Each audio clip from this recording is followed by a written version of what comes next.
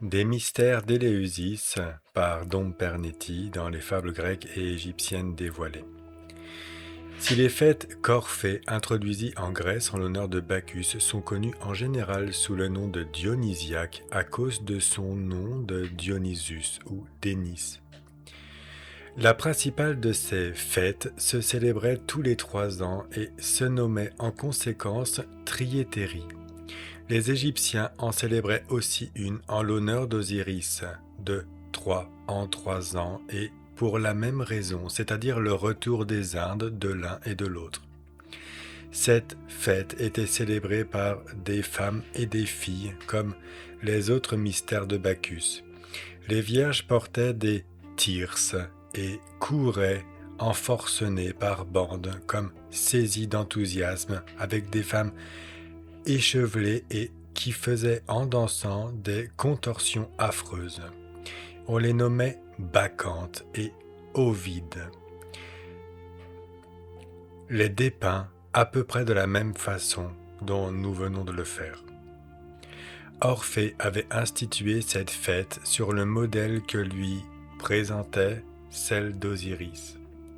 Mais pourquoi les instituteurs de celle-ci constituèrent-ils des femmes et des filles pour la célébrer?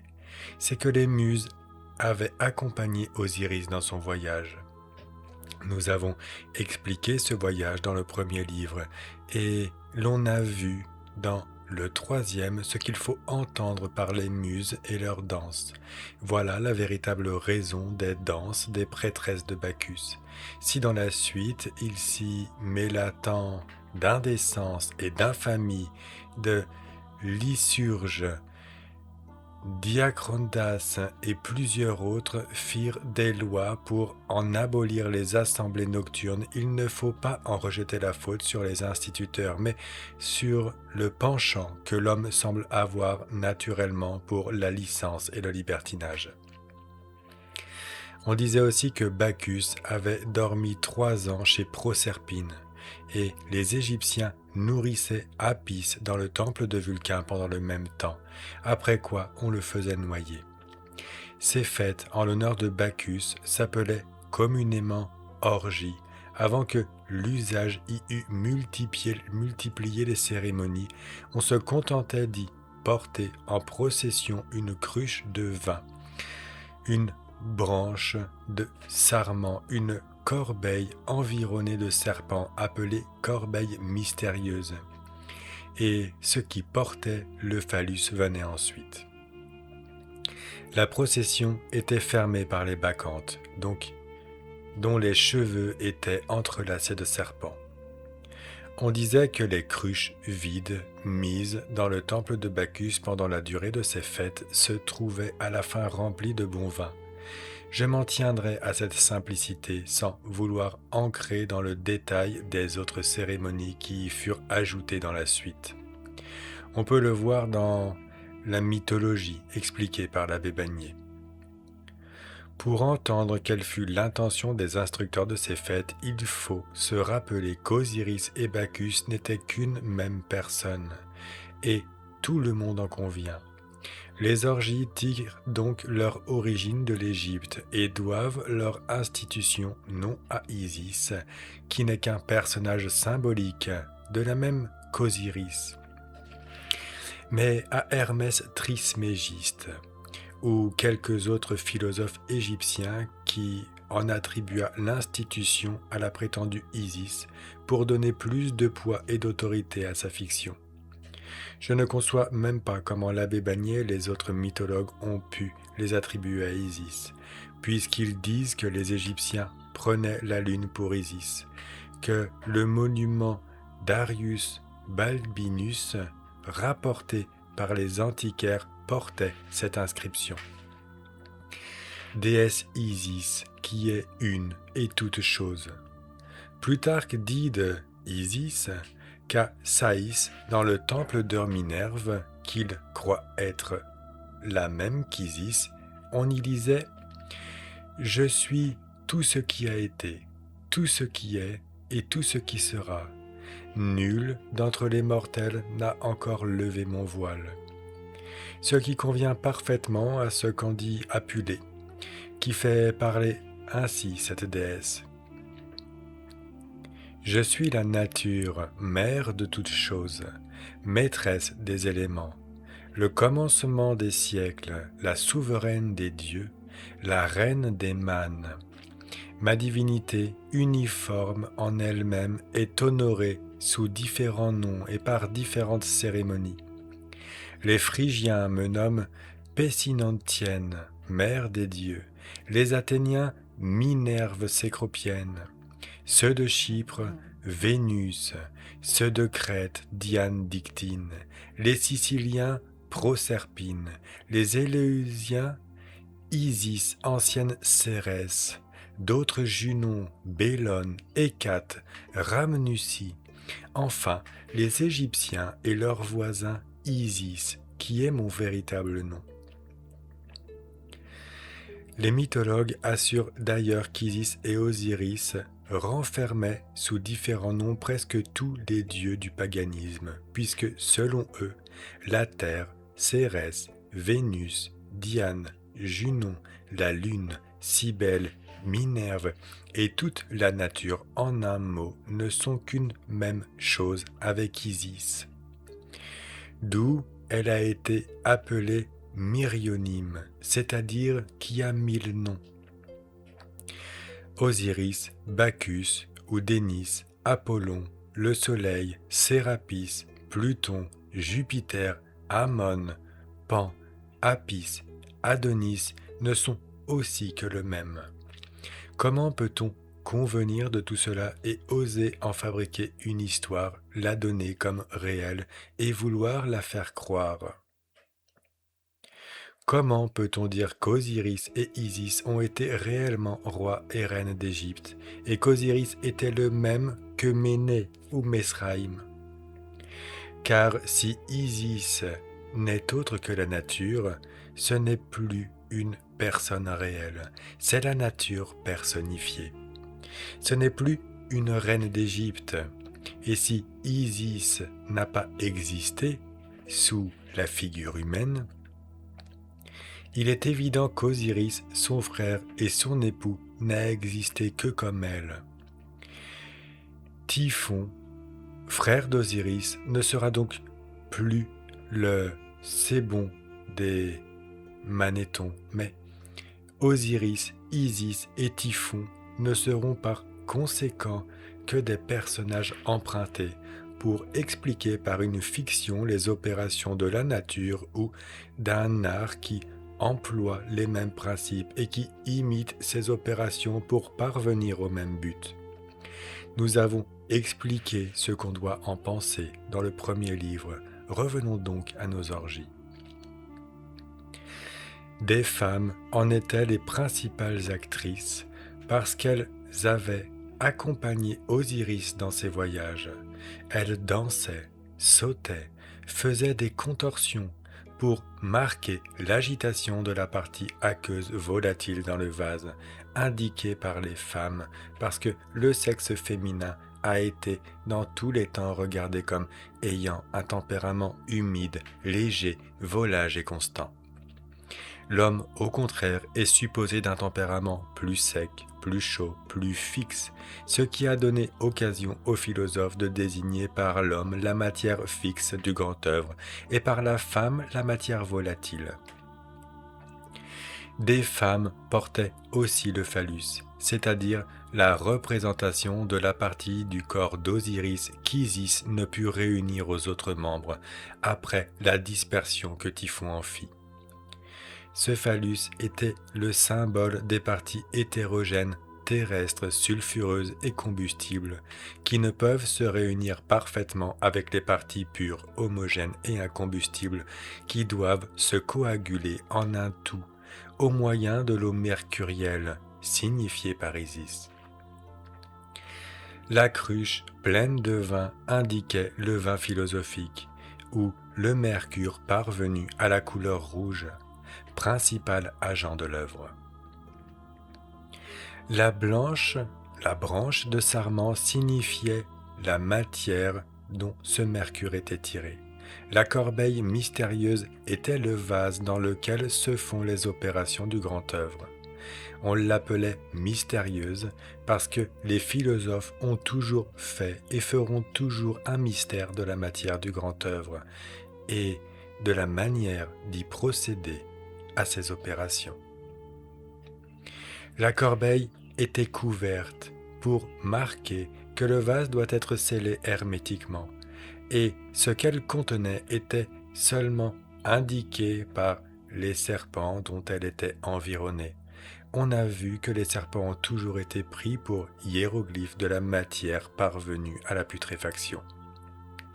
J'accorderai même à l'abbé Bagné l'explication qu'il donne de ces serpents, c'est-à-dire de ces reptiles qui semblent rajeunir tous les ans par le changement de leur peau, indiquait le rajeunissement de Bacchus, non dans le sens qu'il l'entend, mais dans le sens hermétique, c'est-à-dire que le Bacchus philosophique étant parvenu dans l'œuvre à la putréfaction, qui semble être un état de vieillesse et de mort, rajeunit et ressuscite, pour ainsi dire, lorsqu'il sort de cet état. Ce qui a fait dire allégoriquement à un philosophe hermétique: il faut dépouiller le vieil homme et revêtir l'homme nouveau. Et d'Espagnet dit en parlant de la préparation de la matière: la partie impure et terrestre se purge par le bain humide de la nature, et la partie aqueuse hétérogène est mise en fuite par le feu doux et bénin de la génération. Ainsi, au moyen de 3 ablutions et purgations, le dragon le dépouille de ses anciennes écailles, il quitte sa vieille peau et rajeunit en se renouvelant. Une corbeille semblable à celle dont nous venons de parler échut en partage à Euripyle après la prise de Troie. Il y trouva un petit Bacchus d'or, ce qui prouve évidemment que le mystère de cette corbeille était le symbole du secret mystérieux de faire de l'or, dont l'histoire de la prise de Troie n'est qu'une pure allégorie.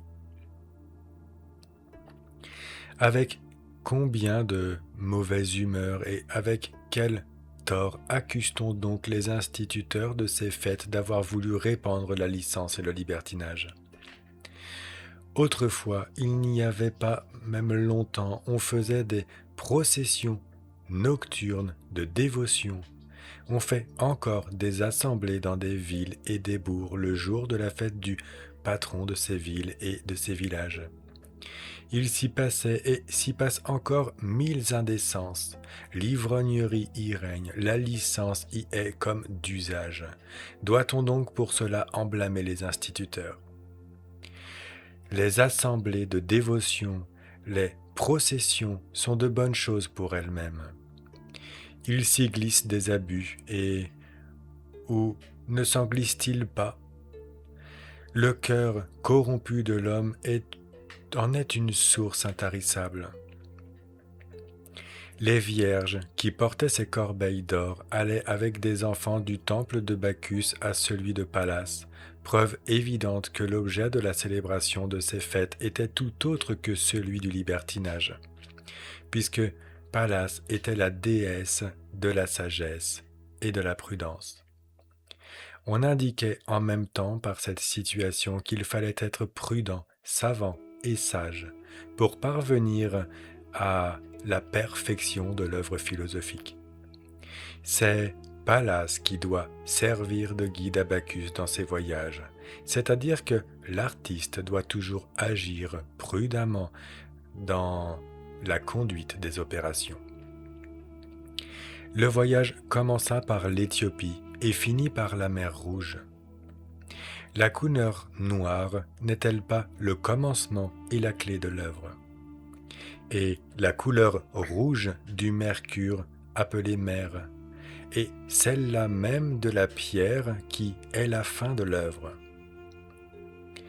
La fête de Triétérie et les abus qui s'y glissèrent donnèrent occasion d'en instituer plusieurs autres dans le même goût, mais de différents noms et en différents endroits. Les dionysiaques, qui prirent le nom de Dionysus ou Dénis, se célébraient dans toute la Grèce. Elles se divisaient en grandes, en petites, en anciennes et en nouvelles, et chacune avait quelques cérémonies qui lui étaient particulières. Dans les oschophories, les enfants, divisés en bandes, portaient une branche de sarment à la main et allaient, comme dans les trétéries, du temple de Bacchus à celui de Pallas, en récitant des espèces de prières. Elles se célébraient tous les ans. Les Athéniens en célébraient une appelée l'année, au commencement du printemps. Ils transvasaient alors le vin, recevaient les tribus des étrangers, et l'on se donnait des défis à qui boirait le mieux, en chantant en l'honneur de Bacchus, comme auteur de la joie et de la liberté. On célébrait encore dans les mêmes villes des phallophories, qui prirent leur nom de phallus qu'on y portait au bout d'un thyrse. Les canéphories ou la fête aux corbeilles venaient à la fin d'avril. Les jeunes Athéniens qui approchaient de la puberté y portaient des corbeilles d'or, suivant Démaratus, et pleines de prémices des fruits qu'elles allaient offrir à Bacchus. Les ambroisiennes étaient fixées au jour de janvier, temps où l'on faisait transporter le vin de la campagne à la ville. Les Romains la reçurent chez eux et lui donnèrent le nom de Brumalia ou Bromialia, de Brumus ou Bromius, surnom de Bacchus. Les ascolies étaient célébrées aussi à Athènes. On y enflait des outres avec l'air que l'on y soufflait et, après les avoir étendues par terre, on y dansait tantôt sur un pied, tantôt sur l'autre. On donnait un prix à ceux-là qui y dansaient avec le plus d'adresse. Cet usage passa ensuite chez les Romains. Virgile en fait mention dans le second livre des Géorgiques. On y immolait un bouc à Bacchus, parce que cet animal gâte les vignes, et l'on foulait ainsi aux pieds sa peau, dont les outres sont faites. Les Égyptiens immolaient un cochon dans les fêtes appelées d'Orpia, instituées en l'honneur de Dénis, suivant ce qu'Hérodote en rapporte en ces termes. Les Égyptiens tuent un cochon, chacun devant sa porte, et le rendent ensuite au porcher qui le leur avait apporté. Ils avaient aussi d'autres fêtes en l'honneur de Bacchus, où l'on n'immolait point de cochon, mais où l'on observait à peu près les mêmes cérémonies que dans celles que célébraient les Grecs, ainsi que le dit le même auteur. La plupart des orgies se célébraient la nuit. C'est pourquoi on y portait des torches allumées. Ceux qui les portaient se nommaient dédoches. Leur fonction était des plus honorables, celle de porter la corbeille mystérieuse ne l'était pas moins. Les anciens, dont l'abbé Bagné imite le silence sur ce qu'elle renfermait, se sont retranchés sur le respect religieux qui les empêchait de l'expliquer. Pourquoi ce mystère ? Si ces fêtes, dont ces corbeilles d'or étaient le principal ornement, n'avaient pas été instituées pour indiquer quelque secret qu'on ne voulait pas divulguer. Et quel pouvait être ce secret, sinon celui qui avait été confié aux prêtres d'Égypte, d'où ces fêtes avaient tiré leurs origines.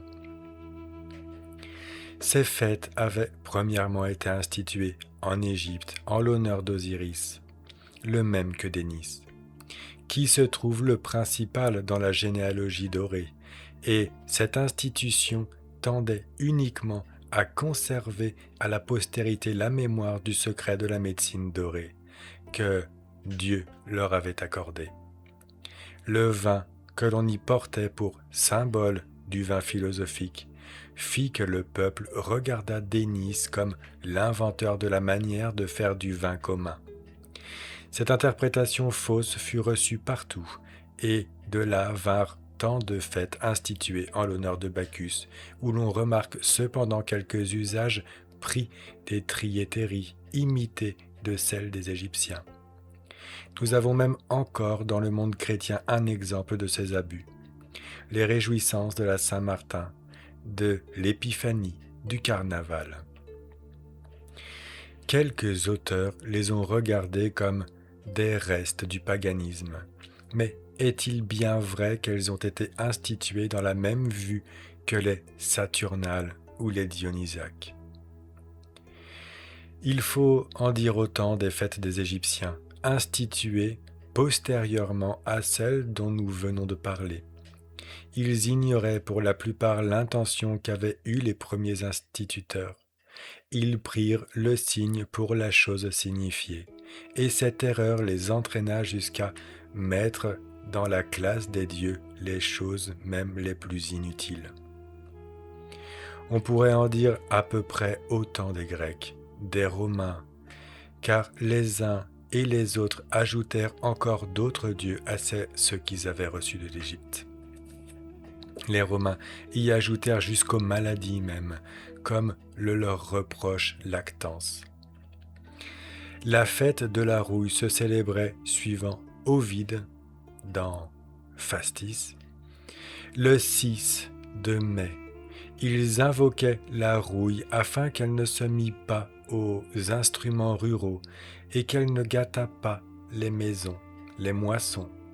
Ils adoraient la fièvre afin de n'en pas être tourmentés. Ainsi, les uns étaient adorés pour le bien qu'ils faisaient, les autres pour le mal qu'ils pouvaient faire.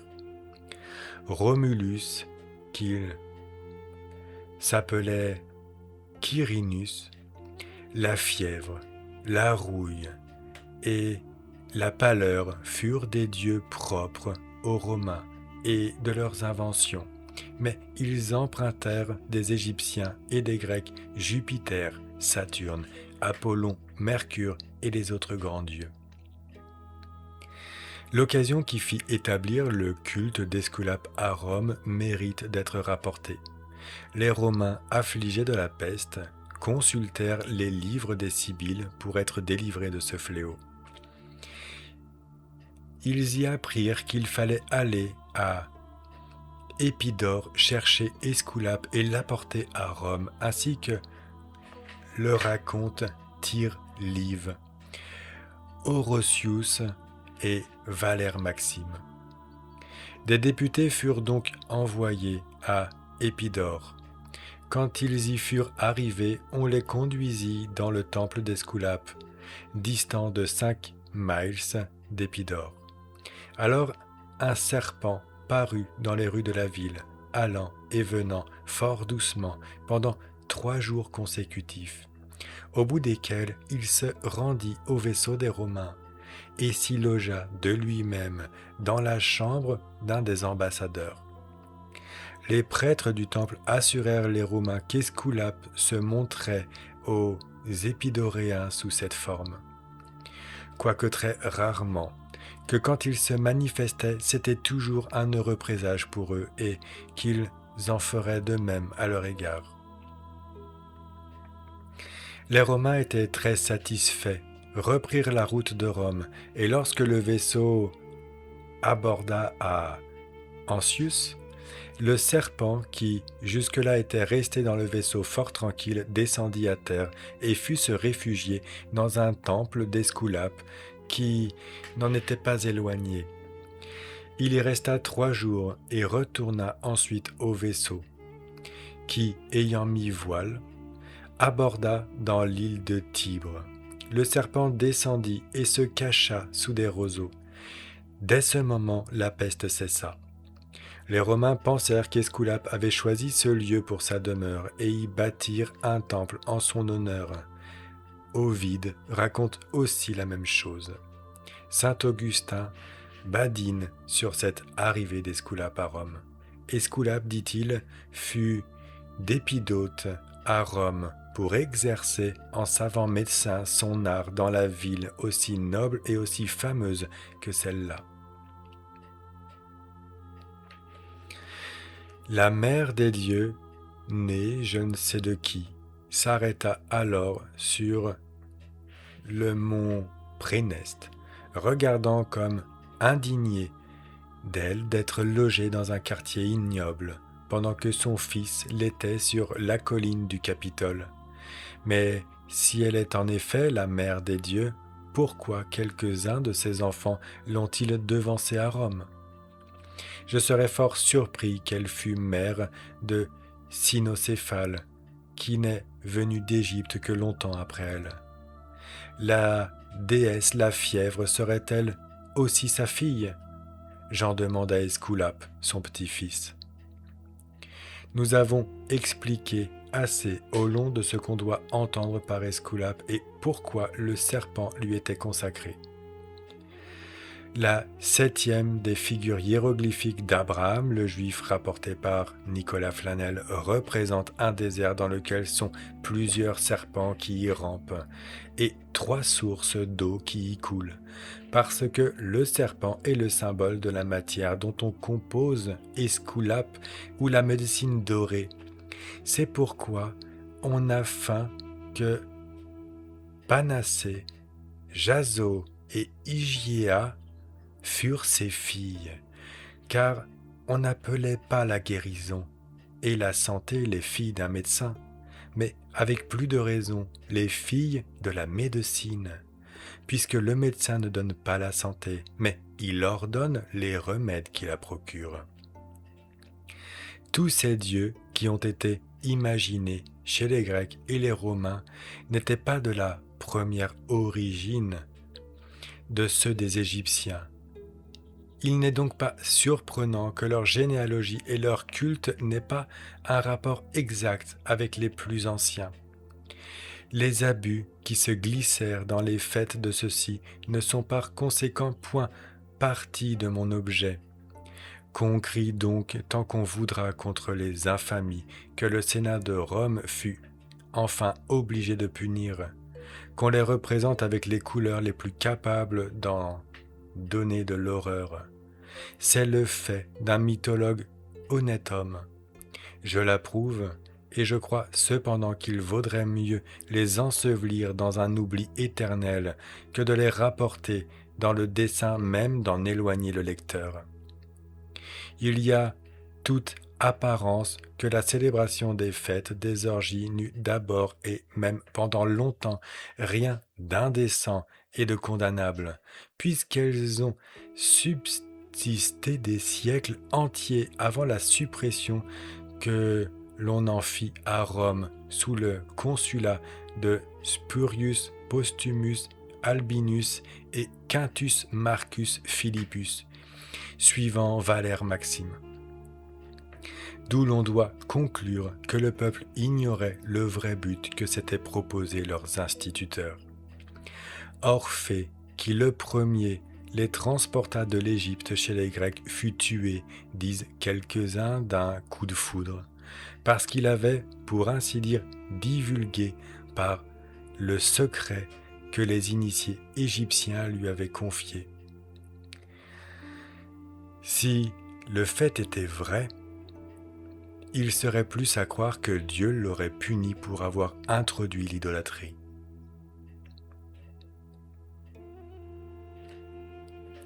Si cet audio vous a plu, n'hésitez pas à vous abonner à la chaîne, à mettre un j'aime et à le diffuser, qui encourage à la création de nouveaux audios. Merci pour votre attention. Au revoir.